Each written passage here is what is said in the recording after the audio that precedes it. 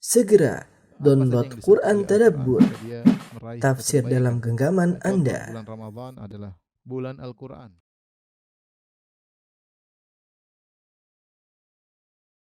Bismillahirrahmanirrahim. Assalamualaikum warahmatullahi wabarakatuh. Waalaikumsalam. Alhamdulillahi ala ihsani wa syukurlahu ala taufiqihi wa amtinani. Asyhadu an la ilaha illallah wahdahu la syarika lahu ta'ziman li sya'nih.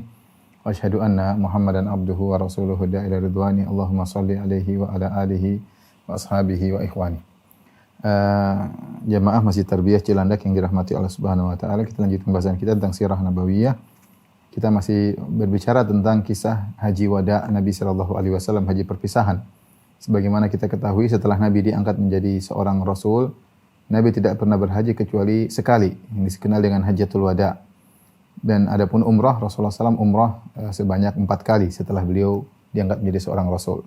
Haji yang sekali itu dikenal dengan haji wada karena dalam haji tersebut Nabi SAW berulang-ulang mengatakan, khudhu anni manasikakum la'alli la alqakum ba'da amikum hadha. Ambillah tata cara manasik haji dariku, bisa jadi aku tidak bertemu dengan kalian setelah tahun ini. Dan benar, Rasulullah SAW tidak berhaji lagi karena beliau wafat setelah itu di bulan Rabiul Awal. Dan ini adalah di bulan Dzulhijjah beliau berhaji.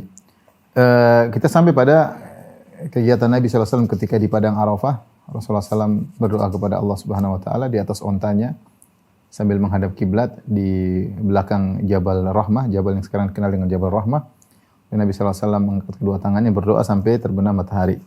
Di tengah-tengah Nabi berdoa, ada kejadian-kejadian. Di antaranya, ada seorang sahabat dari kaum muslimin yang jatuh dari ontanya dalam kondisi berihram. Maka dia pun meninggal. Ya. Dia pun meninggal. Maka Rasulullah SAW memerintahkan orang tersebut untuk dikafani dengan 2 kain ihramnya. Ya. Dan jangan disentuhkan dengan minyak wangi. Dan hendaknya dimandikan dengan air dan sidr. Dan hendaknya kepalanya tidak ditutup, ya, karena dia sedang dalam kondisi ihram. Rasulullah SAW mengatakan, wala tughatti ra'sahu, jangan kalian tutup kepalanya, wala tumissuhu thiban, dan jangan kalian sentuhkan minyak wangi kepada tubuhnya dan pakaiannya. Fa innahu yub'atsu yaumal qiyamati mulabbiyan, sungguhnya dia akan dibangkitkan pada hari kiamat dalam kondisi bertalbiyah, labbaik Allahumma labbaik, labbaik la syarika laka labbaik. Kemudian setelah Rasulullah SAW di Arafah sampai terbenam matahari, maka sudah benar-benar matahari tenggelam dan hilang warna kuning sedikit dari langit. Ya, kemarin Rasulullah SAW pun melanjutkan perjalanan ke Muzdalifah, melanjutkan perjalanan ke Muzdalifah. Karena kita tahu dari Arafah kemudian ke Muzdalifah. Kemudian Rasulullah SAW melewati jalan Al-Ma'zimain. Al-Ma'zimain itu adalah jalan di antara 2 gunung. Yang sekarang kalau di Padang Arafah menuju Mina dijadikan Thariqul Musyad, yaitu jalannya orang-orang yang pejalan kaki. Mereka akan melewati Thariq Al-Ma'zimain ini, ya, di antara 2 gunung. Jarak dari Arafah ke Muzdalifah kira-kira 6 atau 7 kilo. Kira-kira 6 atau 7 kilo, dan banyak orang pejalan kaki lewat situ, lewat jalan yang pernah ditempuh oleh Nabi sallallahu alaihi wasallam. Dan Nabi sallallahu alaihi wasallam terus bertalbiyah dalam jalannya sambil membonceng Usama ibn Zaid radhiyallahu taala anhuma. Ya. Kemudian Rasulullah SAW berjalan dengan penuh ketenangan. Ya. Rasulullah SAW bersabda, "Ruwaidan ayyuhan nas." Pelan-pelan wahai kaum manusia sekalian, ya. "Alaikum bisakinah." Hendaknya kalian berjalan dengan tenang. "Fa innal birra laisa bil idha." Sungguhnya kebaikan itu bukan dengan cepat-cepat, ya. Tidak usah terburu-buru lari. Biasa aja jalan. Jalan dengan tenang, ya. Makanya Rasulullah SAW berjalan dengan yasirul anak. Yasirul anak itu kata Al-Hafidz Ibnu Hajar rahimahullahu taala, yaitu antara cepat dan lambat, sedang. Jadi Rasulullah SAW jalannya sedang, tidak cepat-cepat, tidak juga lambat, tapi al-anak, yaitu metode berjalan yang sedang. Fa idza wajada fajwatan saron nassa. Kalau beliau menemukan ada fajwah, ada areal terbuka, maka beliau agak lebih cepat untuk segera. Tetapi jalan yang keseluruhan rata-rata dengan metode al-anak. Al-anak itu tidak cepat dan tidak lambat, tapi sedang-sedang saja, ya. Kemudian sampai Rasulullah SAW berjalan di suatu jalan indah Sya'ab, di suatu jalan menuju ke Muzdalifah ada semacam jalan kecil di antara dua bukit. Maka Rasulullah SAW turun dari ontanya, Rasulullah SAW pergi menuju tempat tersebut yang agak tertutup. Kemudian Rasulullah SAW buang air kecil di situ. Kemudian Rasulullah SAW berwudu, tawaddu'a wudu'an khafifan bima'i zamzam. Maka Rasulullah SAW berwudu dengan cepat. Kata Ibn Hajar maksudnya Rasulullah berwudu sekali-sekali. Muka sekali, tangan sekali, kaki sekali, bukan 3 kali. Karena wudu'an khafifan. Wudu yang ringan ya. Dengan air zamzam.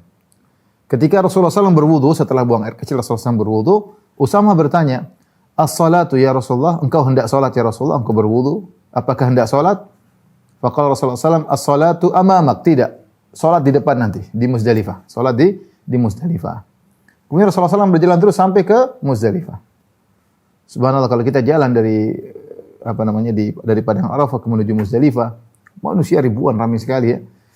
Tetapi kita akan semangat karena kita lihat ada orang tua, ya saya lihat orang tua yang berjalan, ada nenek-nenek, ada yang pakai tongkat, ada yang cacat, saya lihat berjalan dengan tangannya, ya subhanallah. Ya maksudnya kita jadi semangat karena di samping kanan kiri kita orang berjalan dengan banyak orang tua dengan berbagai macam modelnya, ada yang pakai kursi roda, ada yang dorong suaminya, ada yang dorong istrinya, ada yang dorong ibunya, dengan berbagai macam model manusia kita lihat ya. Ya. Semuanya berjalan kaki sambil bertalbiyah labbaik Allahumma labbaik labbaik la syarika lak labbaik sambil menuju ke Muzdalifah. Begitu sampai di Muzdalifah, ya. Sampai di Muzdalifah yaitu yang dikenal dengan Masy'arul Haram, Al-Masy'arul Haram. Kalau kita lihat Muzdalifah, di tengah Muzdalifah itu ada masjid namanya Masjid Al-Masy'arul Haram. Situlah tempat Nabi dahulu wukuf di Muzdalifah, yaitu menetap di Muzdalifah di tempat tersebut. Sekarang diabadikan dengan dibangun sebuah masjid namanya Masjid Al-Masy'arul Haram, Masjid Al-Masy'arul Haram. Maka Rasulullah SAW salat maghrib dan isya dijamak di situ. Dijamak salat maghrib dan isya. Oleh karenanya sunnahnya seorang mengakhirkan salat maghrib jika sampai tiba di Muzdalifah. Apakah dia tiba sebelum isya maka dia jamak takdim maghrib dan isya, atau dia tiba setelah waktu isya maka dia jamak takhir, ya. Maka dia jamak takhir. Nabi SAW intinya salat maghrib dan isya. Kemungkinan besar Rasulullah SAW jamak takhir karena jarak dari Arafah ke Muzdalifah sekitar 6 sampai 7 kilo ya. Mungkin sudah masuk waktu isya. Wallahu a'lam bishawab, tapi intinya Rasulullah tidak salat maghrib di Arafah dan Rasulullah SAW tidak salat maghrib di jalan, tapi Rasulullah SAW menunda salat maghrib sampai di Muzdalifah dengan jamak qasar. Jamak qasar dengan azan sekali dan iqamah 2 kali. Iqamat untuk salat maghrib 3 rakaat dan iqamat untuk salat isya. Makanya dikatakan oleh para ulama sunnah kalau sampai di Muzdalifah salat dulu sebelum yang lainnya, ya. Cari tempat, taruh barang-barang kemudian salat, ya. Itu sunnahnya demikian. Jangan cari kerikil dulu, ya. Jangan cari kerikil dulu. Bahkan Nabi tidak mengambil kerikil di Muzdalifah. Tapi memang banyak kerikil di Muzdalifah. Boleh diambil di Muzdalifah. Tapi intinya sunnahnya salat dulu baru kemudian setelah salat baru kemudian istirahat atau mengambil kerikil di situ boleh-boleh saja ya. Adapun Rasulullah SAW mengambil ketika jalan menuju Mina. Dan malam tersebut yaitu malam Idul Adha itu tanggal 9 malam, biasanya tanggal 10 hari nahar, hari Idul Adha. Rasulullah SAW tidak menghidupkan malam tersebut dengan ibadah, ya. Dan tidak ada dalil yang menunjukkan Rasulullah SAW menghidupkan malam-malam Lebaran dengan ibadah khusus. Tidak ada, ya, tidak ada. Ya, orang malam seperti malam yang lain. Tidak ada ibadah khusus di malam Lebaran, ya.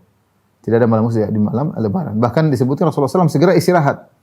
Rasulullah SAW sunnahnya ketika di Muzdalifah beliau segera istirahat, ya. Kalau seorang mampu untuk istirahat, maka silakan. Lihat Rasulullah SAW, bayangkan letih. Kalau kita lihat dia letih. Rasulullah sebenarnya kuat, tapi dia ingin mencontohkan kepada umatnya. Rasulullah SAW berdoa di bawah terik matahari di Padang Arafah dari zuhur sampai maghrib. Itu pekerjaan yang meletihkan, ya. Berdoa terus di atas onta, berdoa sampai maghrib. Setelah itu lanjut berjalan menuju ke Muzdalifah. Maka sampai di Muzdalifah salat, habis salat istirahat. Itu sunnahnya adalah istirahat, bukan sunnahnya kemudian menghidupkan malam tersebut. Sibuk salat inilah, salat sebagian jemaah begitu, salat inilah, salat anulah, salat Muzdalifah lah, bikin salat bid'ah lah. Enggak. Sunnahnya istirahat. Kalau Anda tidak bisa istirahat, tak apa-apa baca Quran karena tidak mampu, tidak bisa tidur. Karena sebagian orang tidak bisa tidur. Saya termasuk orang agak sulit tidur di Muzdalifah. Dan sebagian orang Masya Allah menganggap di Muzdalifah nanti tidurnya bagaimana Ustaz? Kita di atas karpet di bawah hotel ribuan berbintang di atas kita. Kemudian bagaimana tidurnya? Pakai kain ihram, belum lagi ada asap kendaraan kanan kiri. Tapi sebagian orang begitu sampai Muzdalifah langsung bisa ngorok, masya Allah. Turun sakinah kepada dia. Jadi bayangan dia sulit gimana mau tidur, tapi begitu sampai di Muzdalifah bisa tidur. Dan saya tipe yang sulit tidur, berulang-ulang selalu sulit untuk tidur ya. Dapat cuma ya tidak pulas ya. Intinya kalau tidak bisa tidur tidak jadi masalah seorang baca Quran, berzikir. Tidak masalah juga untuk sholat malam kalau memang tidak bisa tidur, sebagaimana diriwayatkan dari Asma binti Abi Bakar radhiyallahu taala anha, beliau menunggu waktu untuk pergi dari Muzdalifah menuju Mina sambil sholat malam. Tapi sunnahnya kalau bisa tidak usah menghidupkan malam tersebut. Sunnahnya istirahat.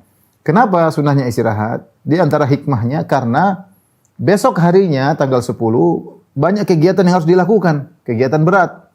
Mulai dari berjalan dari Muzdalifah menuju Mina, sampai di Mina kemudian lempar jamarat, setelah itu setelah melempar jamarat ya, kemudian menyembelih, Rasulullah SAW menyembelih onta-ontanya sampai Rasulullah menyembelih 63 ekor onta dengan tangannya, sisanya dilanjutkan oleh Ali bin Abi Thalib radhiyallahu taala anhu. Kemudian setelah itu Rasulullah SAW langsung pergi ke tawaf dan sa'i atau tawaf di Mekah, langsung Rasulullah SAW tawaf di Masjidil Haram, itu jauh loh dari Mina ke Masjidil Haram. Kemudian setelah itu kembali lagi. Kegiatan banyak ya, kegiatan dari lempar jamarat, kemudian menyembelih onta 63 ekor Rasulullah lakukan, kemudian cukur. Setelah cukur Rasulullah SAW pakai baju, kemudian Rasulullah SAW pergi tawaf, kemudian balik lagi ke Mina. Ini butuh energi, apalagi zaman sekarang. Capek kalau seorang ingin menyelesaikan seluruhnya pada hari tersebut. Sebagian orang masya Allah ya, benar-benar menyelesaikan rukun haji pada saat tersebut, hari tanggal 10 semua sudah selesai. Dan itu benar-benar letih. Makanya butuh istirahat di malam hari. Sampai para ulama khilaf, apakah Rasulullah SAW salat witir di malam tersebut atau tidak? Ada khilaf. Ada yang mengatakan, Jabir mengatakan Rasulullah SAW istirahat, dan Jabir radhiyallahu anhu tidak menyebutkan Rasulullah SAW salat witir. Tapi sebenarnya mengatakan kita kembali kepada hukum asal, Rasulullah SAW tidak pernah meninggalkan witir. La safar wala hadar, meskipun safar atau tidak safar beliau tidak pernah meninggalkan salat witir. Jadi kita kembali kepada hukum asal, Rasulullah SAW salat witir di Muzdalifah ya. Saya ulangi lagi, intinya disunahkan istirahat. Kalau tidak bisa tidur boleh berzikir, boleh baca Quran, boleh salat, enggak ada masalah. Tapi kalau bisa istirahat lebih afdal. Karena wa khairul huda Muhammadin sallallahu alaihi wasallam. Sebaik-baik petunjuk adalah petunjuk Nabi. Tidur lebih baik daripada salat di malam tersebut. Tidur lebih baik daripada salat. Kenapa kita bilang lebih baik? Karena Nabi sallallahu alaihi wasallam tidur ketika itu. Ya. Persiapan untuk menghadapi kegiatan-kegiatan berat pada keesokan harinya di Yaumin Nahr. Tapi di malam hari ya, Rasulullah SAW mengizinkan para ibu-ibu yang lemah dan anak-anak untuk pergi meninggalkan Muzdalifah sebelum terbit matahari. Ya. Yaitu juga lewat tengah malam, jam 1, jam 2, mereka boleh pergi. Dan tapi mereka dilarang untuk melempar jamarat sampai terbit matahari. Mereka sebagaimana riwayat Imam Bukhari Imam Muslim dari Aisyah radhiyallahu taala anha, beliau berkata, nazalna al-Muzdalifah fasta'dzanatin nabiy sallallahu alaihi wasallam saudatu an tadfa qabla hatmatin nas wa kanat imra'atan bati'atan fa adzina laha. Kami singgah di Muzdalifah. Maka Saudah bintu Zam'ah, istri Nabi sallallahu alaihi wasallam yang badannya agak besar dan sudah cukup berumur, minta izin kepada Nabi sallallahu alaihi wasallam untuk meninggalkan Muzdalifah sebelum keramaian orang. Karena kalau tunggu sampai subuh orang bakalan ramai. Jadi dia minta izin keluar dari Muzdalifah sebelum salat subuh. Wa kanat imra'atan bati'ah, dan dia jalannya lambat karena dia badannya agak besar, Saudah. Rasulullah izinkan. Fadafa'at qabla hatmatin nas, maka dia pun pergi meninggalkan Muzdalifah sebelum keramaian orang. Ya. Aqamna hatta asbahna nahnu. Adapun kami Aisyah mengatakan kami tetap tinggal di Muzdalifah. Tsumma dafa'na bidaf'ihi, kemudian kami pun berangkat, kami istri-istri yang lain baru pergi meninggalkan Muzdalifah bersama dengan perginya Nabi, itu setelah salat subuh. Apa kata Aisyah? Fala an akuna ista'dzantu Rasulullah sallallahu alaihi wasallam kama ista'dzanat Sauda ahabbu ilayya min mafruhin bihi. Ya. Kata Aisyah radhiyallahu taala anha, seandainya saya minta izin kepada Nabi untuk keluar sebelum subuh sebagaimana Saudah, tentu lebih aku sukai. Lebih aku sukai dari perkara yang digembirakan ya. Jadi ini dalil bahwasanya semua wanita, Aisyah masih muda ketika itu. Aisyah memahami, saya minta izin, Rasulullah akan izinkan. Jadi dihukumi semua wanita, dihukumi lemah. Makanya ketika di zaman Nabi ada wanita yang ingin keluar sebelum subuh diperbolehkan, termasuk anak-anak yang menemani mereka. Rasulullah izinkan kepada para wanita dan sibyan, anak-anak. Makanya Ibnu Abbas berkata, "Ana mimman qaddama an-nabi sallallahu alaihi wasallam lailatul Muzdalifah fi dha'afati ahlihi." Aku termasuk orang yang disuruh oleh Nabi sallallahu alaihi wasallam untuk pergi keluar sebelum subuh bersama orang-orang yang lemah, ya. Jadi tidak jadi masalah, tidak jadi masalah. Itu di zaman Nabi sallallahu alaihi wasallam, yang tentu yang haji ketika itu bersama Nabi kurang lebih 120.000 orang. Tidak begitu banyak. Itu pun Nabi mengizinkan kepada ibu-ibu untuk keluar dari Muzdalifah sebelum sholat subuh, enggak jadi masalah. Apalagi zaman sekarang. Zaman sekarang semua orang dihukumi lemah. Bagaimana padat seperti di Muzdalifah, jutaan orang di situ, ya. Jutaan orang di situ. Sementara Muzdalifah kecil. Ya, berapa? Mungkin panjang dengan 3 kilo, radius 3 kilo, lebar entah berapa, ya. Tidak untuk menampung orang jutaan tidak mudah. Keramaian, kemudian antrian toilet, ya. Saya pernah bangun malam-malam pengen ke toilet, ngantri mungkin 20 orang kali. Ketika haji tanpa travel, ya. Maka maksud saya kalau di zaman Nabi sallallahu alaihi wasallam wanita boleh keluar sebelum terbit fajar, sebelum salat subuh, apalagi zaman sekarang. Oleh karenanya tidak mengapa sebagian jemaah Indonesia setelah lewat tengah malam mereka meninggalkan Muzdalifah, enggak ada masalah. Enggak ada masalah. Keringanan yang diberikan oleh Nabi sallallahu alaihi wasallam, ya. Kalau bisa sampai subuh yang afdal, paling afdal, tapi tidak harus sampai subuh. Apabila ada orang yang ingin sampai subuh, ada yang tidak, ya, ada yang ingin keluar, semuanya yang penting seorang menjalankan kekhusyuan. Ya, seorang menjalankan kekhusyuan. Saya ingin seperti haji Nabi. Saya tidak ingin keluar sebelum sampai salat subuh. Oke, itu bagus, silakan. Yang penting jangan memaksakan diri. Kalau mampu silakan, alhamdulillah. Dengan travel, kemudian ada yang pelayannya, ada yang alhamdulillah bisa tidur dikasih, ya sudah sampai subuh aja lebih bagus. Tapi tidak semua orang seperti kondisi kita.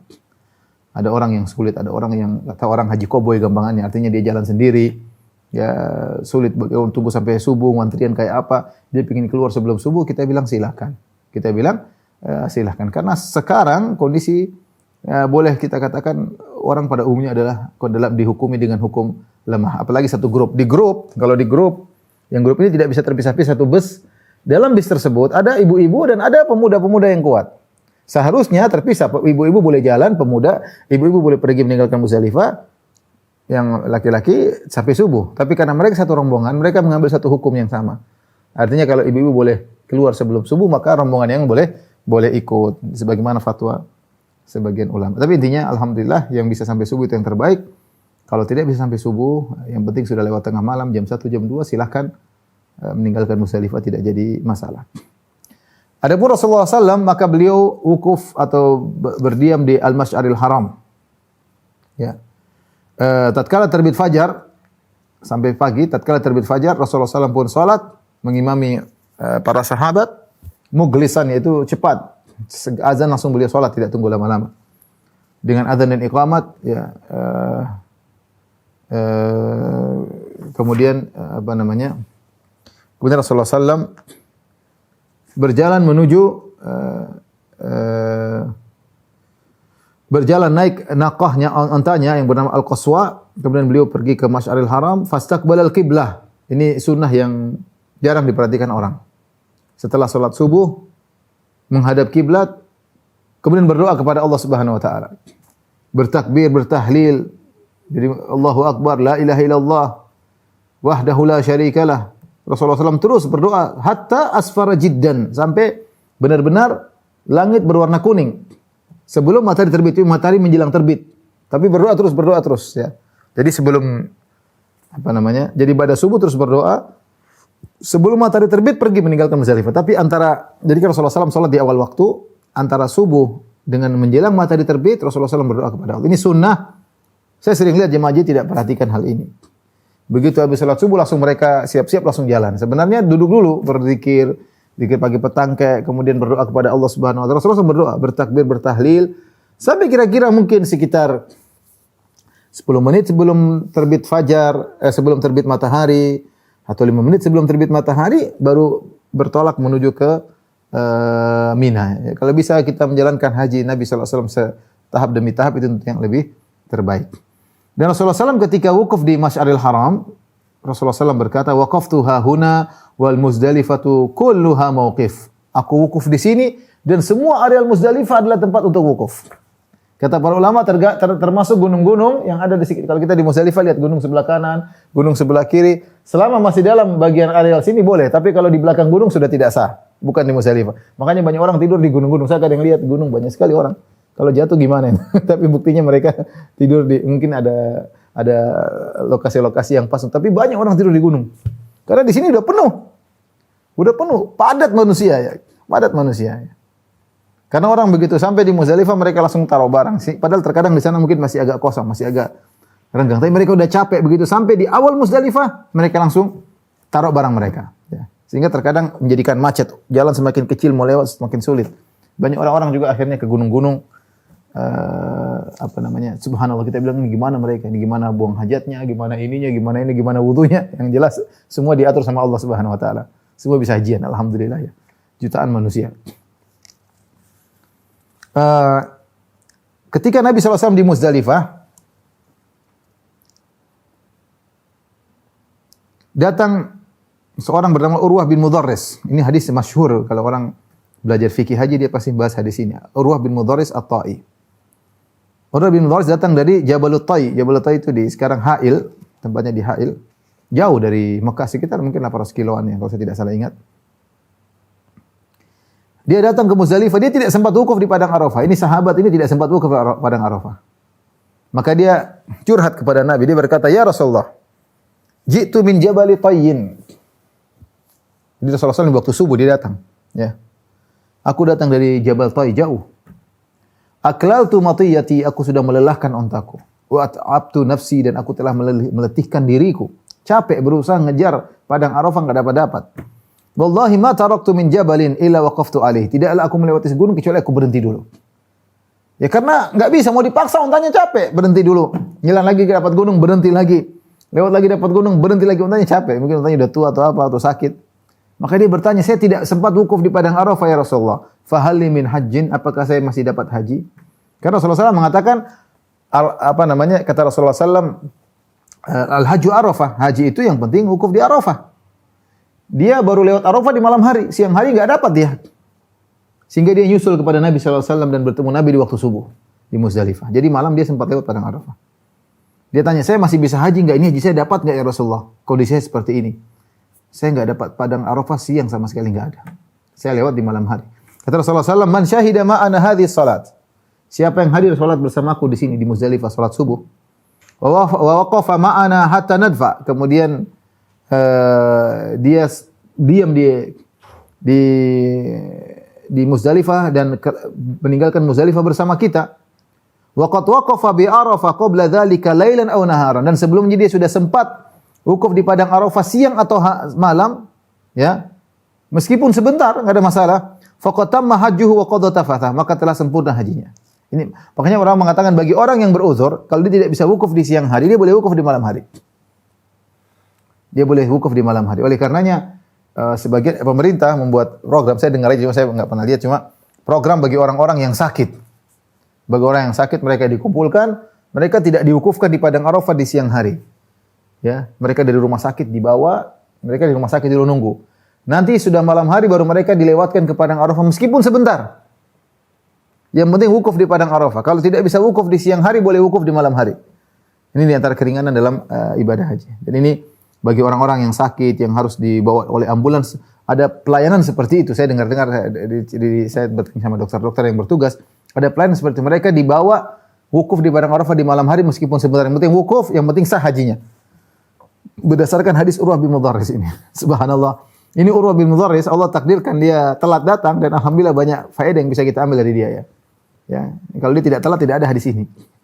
Jadi Allah takdirkan ontanya susah, dia pun susah berjalan menuju ke Arafah. Sampai di Arafah sudah malam, sudah lewat. Padahal wukuf di siang hari. Orang semua sudah pergi, dia wukuf sendiri di malam hari di situ. Tapi ternyata ada faedahnya. Rasulullah mengatakan, siapa yang sholat subuh di Muzdalifah dan sebelumnya dia sempat wukuf di Arafah siang atau malam enggak ada masalah.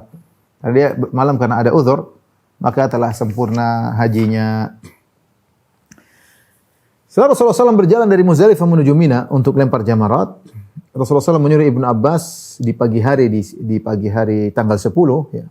Itu setelah meninggal Muzdalifah, an yaltaqita lahu hasal jimar. Rasulullah menyuruh dia untuk mengambil kerikil-kerikil untuk melempar. Ya, maka Ibnu Abbas cerdas, dia mengambilkan kerikil kecil yang hasayat min hasal khadaf ya. Yaitu kerikil kecil yang bisa digunakan untuk mengutik atau melempar, kecil, tidak besar. Ibnu Abbas bawa 7 kepada Nabi sallallahu alaihi wasallam. Falamma wada'ahu fi yadi Rasulullah sallallahu alaihi wasallam, Rasulullah kemudian meletakkan kerikil-kerikil tersebut di jarinya, di telapak tangannya. Kecil-kecil enggak besar. Setelah Rasulullah SAW tunjukkan kepada orang-orang, kata Nabi, "Na'am bi amsali haula'i farmu." Seperti inilah kerikil-kerikil kalian lempar. Jangan besar-besar begini ya. Kecil-kecil yang ya, seukuran untuk mengutik kecil ya. Kata Rasulullah SAW, "Wa iyyakum wal ghuluwa fid din." Hati-hatilah kalian dalam sikap berlebih-lebihan, ekstrim dalam agama. Fa inna ma ahlaka man kana qablakumul ghuluw fid din. Sungguhnya yang membinasakan umat-umat terdahulu sebelum kalian adalah bersikap berlebih-lebihan dalam agama. Artinya Rasulullah SAW ajarin mau lempar jangan kerikil-kerikil gede, segini ukuran. Kalau kalian besar-besar kerikilnya berarti kalian berlebih-lebihan dalam agama. Dan sebagian orang seperti itu lempar dengan penuh emosi.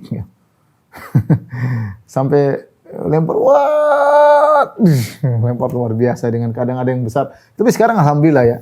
Kalau sekarang tidak seperti dulu. Kalau sekarang hautnya atau tempat lemparan jamarat itu besar, kemudian dindingnya gede begini, dindingnya lebar.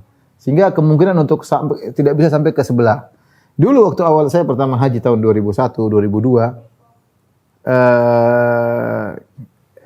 sumurnya kecil, kemudian cuma tiang doang. Tiang doang ya. Sehingga kalau lempar kuat-kuat, nggak kena tiang, bisa kena kepala orang ke depan. Lempar kuat-kuat, ya.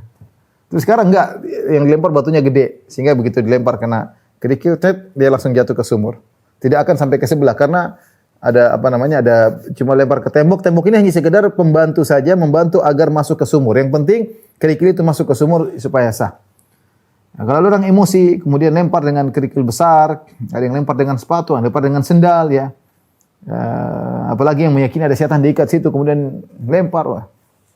Dengan emosi ini tidak benar, ya. Kita melempar dengan kerikil kecil dan jangan ekstrim dalam melempar jamarat. Itu suasana yang indah di hari-hari tersebut. Taib. Kemudian Rasulullah SAW berangkat menuju ke Mina, ya, sebelum matahari terbit. Karena orang-orang musyrikin dahulu mereka tidak pergi kecuali menuju Mina kecuali setelah matahari terbit. Rasulullah SAW ingin menyelisih kaum musyrikin, maka beliau keluar dari Muzdalifah sebelum terbit matahari. Dan beliau kali ini membonceng Al-Fadl bin Abbas. Al-Fadl bin Abbas, saudaranya Ibnu Abbas. Al-Abbas bin Abdul Muttalib paman Nabi. Ibnu Abbas sepupunya, Al-Fadl bin Abbas juga sepupunya. Al-Fadl bin Abbas. Rasulullah SAW gonceng Al-Fadl bin Abbas. Tadi waktu di Muzdalifah gonceng Usama bin Zaid, sekarang Fadl bin Abbas. Wa kana rajulan hasanas sya'ri abyad wasiman. Al-Fadl bin Abbas ini sepupu Nabi SAW adalah seorang yang rambutnya bagus, orangnya putih dan ganteng, wasim, ganteng. Ya. Falamma da'a Rasulullah sallallahu marrad bihi dhu'unun yajrina fatafiqa al-Fadl yanzur ilaihinna, ya. Ketika Rasulullah SAW sedang berjalan, tiba-tiba ada sekelompok wanita melewati Nabi bersama Al-Fadl bin Abbas. Fatafiqa al-Fadl yanzur ilaihinna. Fadl melihat wanita tersebut, ya. Menarik, ada wanita lewat, dia lihat. Fawadha Rasulullah SAW yadu ala wajhil Fadl. Rasulullah SAW memegang wajah Fadl, dipegang oleh Nabi, kemudian diputar kepalanya oleh Nabi SAW. Jangan lihat cewek, diputar kepalanya. Subhanallah, ya. Rasulullah SAW putar wajah Fadl, ya, agar Fadl tidak fokus melihat para wanita. Yang mana lewat kebetulan dia pengen lihat, ya, ada Rasulullah di situ. Rasulullah SAW langsung tutup wajahnya, suruh balik ke arah lain. Sampai akhirnya Rasulullah SAW melewati dekat dengan Wadi Muhassir, Wadi Muhassir. Di tengah perjalanan menuju Mina, ada seorang laki bertanya kepada Nabi tentang ibunya. Dia berkata, "Ya Rasulullah, inna ummi ajuzun kabiratun wa in hamaltuha lam tastamsik." Ya Rasulullah, ibuku sudah tua, sudah sangat tua. Kalau aku bawa dia berhaji, ya dia tidak bisa menahan diri, artinya tidak bisa naik di atas onta, ya. Enggak bisa, dia enggak bisa bertahan di atas kendaraan. Kalau enggak mungkin disuruh jalan juga enggak mungkin, sudah sangat tua. Wa in rabattuha khasyitu an aqtulaha. Kalau saya ikat dia di onta khawatir saya bunuh dia, mungkin jatuh atau apa. Intinya saya enggak bisa bawa dia hajian sementara dia pengen haji. Maka Rasulullah SAW berkata, "Ara'aita law kana ala ummika dain akunta qadiyahu?" Kalau bagaimana menurutmu kalau ibu punya hutang, apa kau akan bayarkan hutangnya? Kata dia, "Na'am ya Rasulullah." Kata Rasulullah SAW, "Fa hujja an ummi." Kalau gitu hajikanlah ibumu. Hajikanlah ibumu. Rasulullah SAW terus berjalan dari Muzdalifah menuju Mina. Antara Muzdalifah dan Mina ada namanya Wadi Muhassir. Sampai sekarang juga masih dikosongkan, semacam lembah. Di situ tidak ada. Kemarin terakhir saya lihat, kalau saya tidak salah ingat, saya kemarin lewat, masih tidak ada kemah di situ. Memang sengaja dibiarkan oleh pemerintah Saudi terbuka daerah lembah di situ. Ya. Maka Rasulullah SAW ya sebelumnya berjalan dengan tenang dari Muzdalifah menuju Mina. Falamma ata Muhassiran harraka naqatahu qalilan. Ketika dia melewati lembah Muhassir tadi, maka dia gerakan dengan lebih cepat agar ontanya lebih cepat. Kenapa? Karena Nabi SAW tahu tempat inilah dibinasakannya tentara bergajah Abraha di Wadi Muhassir. Sebagaimana dijelaskan oleh para ulama Ibnu Qayyim rahimahullahu taala, ya. Makanya wadi tersebut, lembah tersebut disebut dengan Wadi Muhassir. Ya, karena Muhassir karena li'annal fila hasara fihi, yaitu karena ketika itu artinya disebut dengan Wadi Muhassir, mungkin maknanya adalah wadi yang menahan, mencegah. Ya. Kenapa? Karena gajah ketika itu yang dibawa oleh Raja Abraha tidak bisa maju, tidak mau maju. Ketika Muhassir dia mau menuju ke Mekah enggak bisa. Dia mau maju enggak bisa.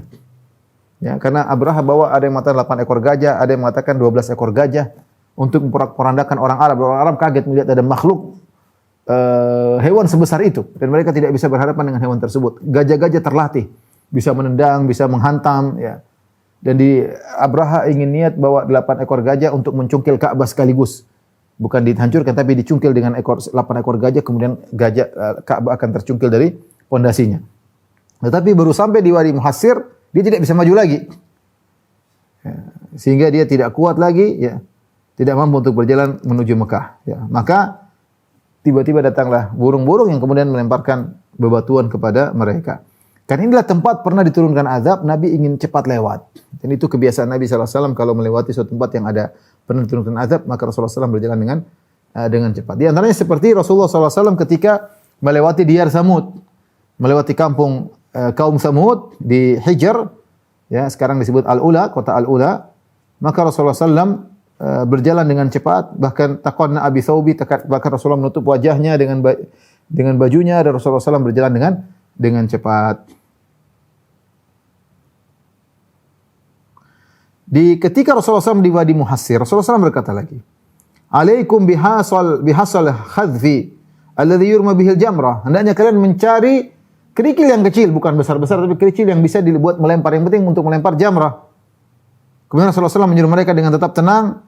Kemudian Rasulullah bilang lagi, "Lita'khudha ummati mansakaha." Hendaknya umatku mengambil manasik hajinya. Itu belajar dariku. Fa inni la adri la'alli la alqakum ba'da amihim hadza. Aku tidak tahu, bisa jadi aku tidak bertemu lagi dengan mereka kaum muslimin setelah tahun ini. Aku tidak bisa bertemu lagi dengan mereka kaum muslimin setelah tahun mereka ini. Kemudian akhirnya Rasulullah SAW sampai di Mina, ya. Rasulullah tetap bertalbiyah, labbaik Allahumma labbaik, labbaik la syarika laka labbaik, menuju Mina.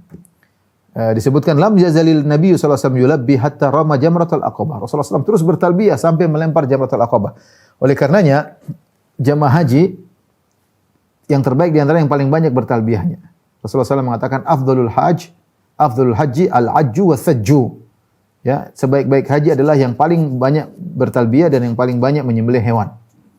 Kalau ingin hajinya seorang terbaik, banyak bertalbiyah. Labbaik Allahumma labbaik, labbaik la syarika. Maksudnya semangat. Semangat, jangan cuma lebek sebentar kemudian ngobrol ngalor ngidul sana sini, foto sini, share sana, share sini, selfie sana, selfie sini, kirim foto, kirim nantilah itu. Selalu habis haji selesai baru gitu-gitu.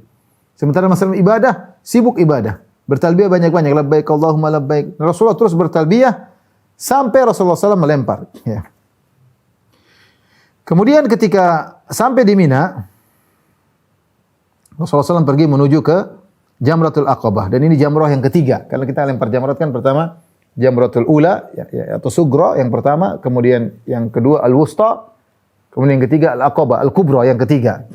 Yang ketiga, maka Rasulullah SAW pergi menuju ke Jamratul Aqabah, kemudian Rasulullah SAW menjadikan Mina sebelah kanan dan Mekah sebelah kiri. Artinya begini, kalau kita masuk di areal apa namanya?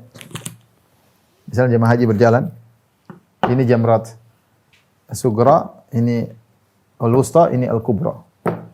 Ya. Mina di mana? Mina sebelah sini, Mekah sebelah sana. Ya. Kalau kita salat menghadap Mekah. Mina sebelah kita dari Mina nih, dari Mina. Kemudian kita ingin lempar. Ini hari tanggal 10 ini jangan dilempar. Yang Sugra jangan dilempar, lewatin. Wusta lewatin. Sampai di Kubra, sunahnya dilempar sebelah kiri. Sehingga Mina di sebelah kanan kita, Mekah sebelah kiri kita baru kita lempar, ya. Bukan sebelah sini tapi sebelah sini. Yaitu kita ambil sebelah kiri Jamratul Aqabah sehingga kita menghadap Jamratul Aqabah sehingga posisi tangan kanan kita di sebelah kanan kita ada Mina dan sebelah kiri kita adalah kota Mekah, arah kota Mekah, baru kita melempar dan mengatakan Allahu Akbar. Ketika Rasulullah SAW melempar Jamratul Aqabah, maka beliau memutuskan talbiyah beliau, tidak talbiyah lagi, ganti dengan Allahu Akbar, Allahu Akbar, ya. Rasulullah SAW, ya, melempar jamrah di atas ontanya. Beliau naik onta, ya. Bersama beliau ditemani oleh Bilal dan Usama. Yang satu memegang tali kekang ontanya Nabi SAW. Yang satu menaungi Nabi dengan kain. Ya, Nabi naik onta sambil dia naungkan kain di atas Nabi, entah pakai sesuatu sehingga Nabi ternaungi karena panas, ya. Matahari baru terbit dan panas. Ya. Ini dalil bahwasanya Rasulullah SAW juga kepanasan. Rasulullah juga kepanasan, tidak seperti sebagian orang yang berlebihan mengatakan Rasulullah SAW keluar cahaya dari tubuhnya sehingga cahaya matahari mantul sehingga Rasulullah tidak punya bayangan. Itu enggak benar. Rasulullah manusia, ya. Beliau seorang Rasul tapi sifat ini sifat manusia biasa. Beliau juga kepanasan sehingga Bilal kalau tidak salah atau Usama memberi naungan kepada Nabi ketika Nabi melempar jamrat. Kemudian waktu itu di waktu duha.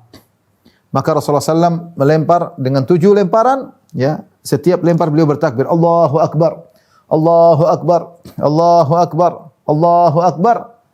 Kemudian beliau berkata, "Li ta'khudhu manasikakum." Rasul ulangi terus ini. Rasulullah ingatkan, bahkan tadi di Mina Rasulullah bilang, di Muzdalifah Rasulullah bilang, ambillah tata cara manasik haji dari. Rasulullah ulang-ulang mengucapkan tersebut. Agar benar-benar masyarakat berhaji dengan tata cara Nabi, bukan dengan tata cara sendiri. Bukan bikin kreativitas dalam berhaji. Para sahabat sudah tahu haji karena haji sudah ada sebelum Islam. Kaum musyrikin berhaji tiap tahun. Maka Rasulullah SAW ingin menunjukkan beginilah cara haji yang sesuai sunnah. Ya, maka ikuti Rasulullah ulang-ulang li ta'khudhu manasikakum. Ambillah tata cara manasik haji kalian dariku.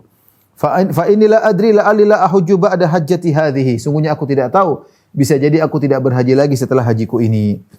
Baik, demikian apa yang saya sampaikan. Insyaallah kita lanjutkan pada kesempatan yang lain pada jamaah Masjid Tarbiyah Cilandak sampai insyaallah 2 pekan lagi. Wabillahi taufiq wal hidayah. Assalamualaikum warahmatullahi wabarakatuh.